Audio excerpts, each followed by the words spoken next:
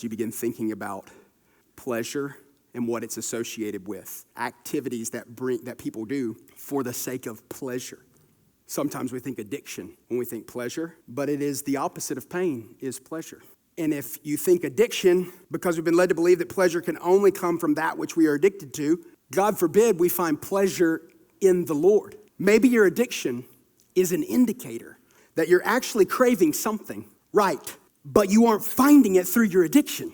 And your addiction is not the problem. Your addiction is your solution to the problem. And when you continue to go back to the addiction, you're telling yourself that doing this feels good and makes you feel better because you're feeling bad and want something that brings you pleasure. The problem with your solution is it doesn't fix your problem. That's a problem because your solution is the addiction and it hasn't fixed your problem yet. So what if you change the solution? What if you met the solution and then you started finding pleasure in it? What if you began to crave more of it? What if you couldn't get enough because the solution was so pleasing that it touched things in your former solutions never could? Because once you get hooked on the Holy Spirit, the worldly pleasures pale in comparison to what he does. You'll discover he's better than the lust. He's better than the alcoholism. He's better than the thrill of cheating. He's better than that high you got. He's better than chasing likes on social media. He's better than workaholism. And the bonus feature